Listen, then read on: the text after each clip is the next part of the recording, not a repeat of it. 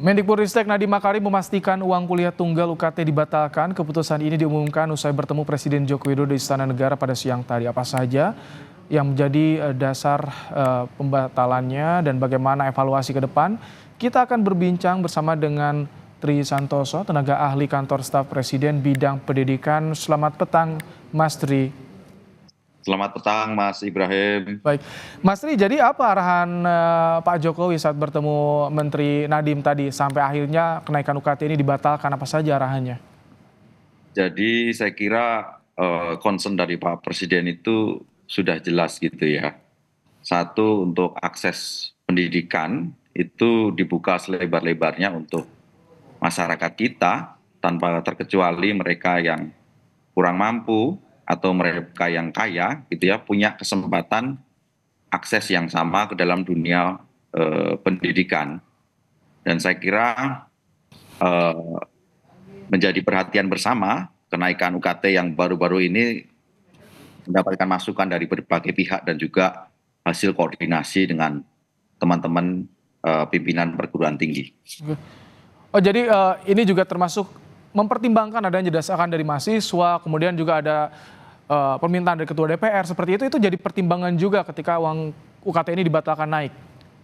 Semuanya menjadi dasar pertimbangan, tidak hanya satu atau dua pihak, tapi yang pasti komitmen dari Pak Presiden Jokowi untuk memberikan akses seluas-luasnya bagi masyarakat Indonesia untuk berpendidikan tinggi, tidak hanya 12 tahun tetapi juga sampai tingkat perguruan tinggi. Bahkan anggaran kita untuk subsidi beasiswa gitu ya, baik melalui LPDP maupun non LPDP itu terus kita tingkatkan setiap tahun supaya teman-teman, adik-adik kita bisa menikmati pendidikan gratis.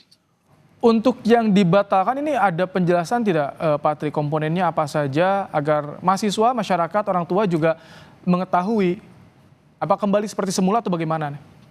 Jadi yang dibatalkan itu terkait dengan jangan sampai naik. Jadi tidak ada kenaikan angka UKT pada setiap individu. Ini kan untuk mahasiswa baru ya. Ini kan baru satu tahap dari tahapan seleksi untuk masuk perguruan tinggi. Baru tahap yang pertama SNBP gitu ya. Jadi terkait dengan biaya UKT gitu ya, tidak dibatalkan tetapi disesuaikan dengan kemampuan calon mahasiswa gitu ya dari taraf ekonominya. Saya kira kemarin kami melakukan verifikasi lapangan gitu ya, baik ke Riau, sampling di Indonesia Timur, di Sulawesi dan juga di Papua serta NTT. Saya kira terkait dengan apa data yang kami temui di lapangan, mereka yang UKT-nya naik bisa mengajukan forum dialog atau forum klarifikasi dengan pimpinan perguruan tinggi. Salah satu contohnya misalnya di Universitas Riau gitu ya, dari 2.000 mahasiswa yang diterima setelah diklarifikasi, diverifikasi ulang, ada 800 mahasiswa yang UKT-nya turun dari UKT yang telah ditetapkan sebelumnya. Artinya ini ada komitmen bagi pemerintah, khususnya Kementerian Pendidikan, terhadap isu UKT ini.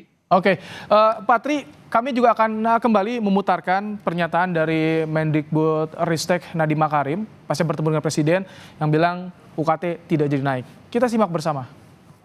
Selama beberapa hari ini kami telah mendengarkan semua aspirasi dari berbagai stakeholder. Jadi saya mendengar sekali aspirasi dari berbagai macam mahasiswa, keluarga, dan masyarakat mengenai concern mereka mengenai adanya peningkatan-peningkatan UKT yang terjadi di PTN-PTN kita. Dan memang itu saya melihat beberapa angka-angkanya dan itu juga buat saya pun cukup mencemaskan. Ya, jadi saya sangat mengerti kekhawatiran tersebut. Jadi kemarin kami juga sudah bertemu dengan para rektor dan kami Kemendikbudristek telah mengambil keputusan untuk membatalkan kenaikan UKT di tahun ini. Dan kami akan merevaluasi semua permintaan peningkatan UKT dari PTN-PTN. Jadi untuk tahun ini tidak ada mahasiswa yang akan terdampak dengan kenaikan UKT tersebut, ya. Dan kami akan mengevaluasi satu persatu permintaan atau permohonan perguruan tinggi untuk peningkatan UKT, tapi itu pun untuk tahun berikutnya. Ini jadi instruksinya dari Presiden apa? Kan yang dipikirkan selain kenaikan UKT juga ada beban dari perguruan tingginya. Seperti apa ini solusinya, evaluasinya, Pak Tri?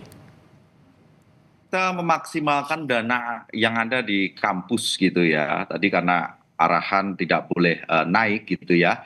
Memaksimalkan fungsi peran pimpinan perguruan tinggi untuk memberdayagunakan komponen yang ada gitu ya.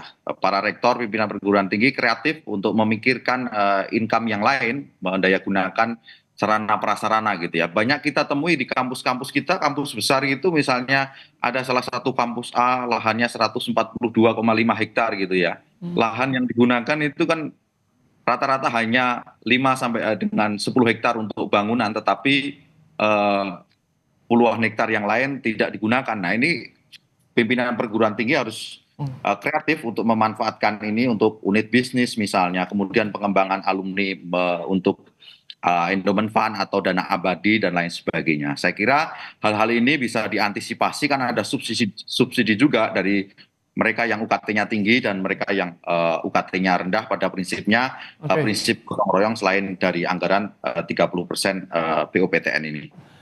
Pak Tri, ini perlu waktu berapa lama untuk langsung instruksi ke kampus-kampus UKT tidak jadi naik? Apakah bisa langsung diimplementasikan, dilaksanakan, Pak Tri, atau seperti apa?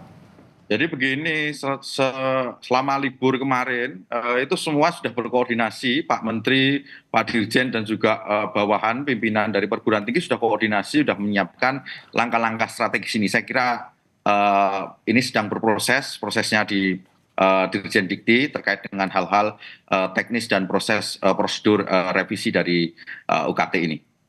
Baik, UKT tahun ini batal naik, tidak jadi, artinya dipastikan sudah disosialisasikan kepada kampus-kampus. Terima kasih Tri Santoso, tenaga ahli kantor staf Presiden bidang pendidikan, telah menyampaikan bagaimana informasi terkini dalam program Kompas Petang sore hari ini.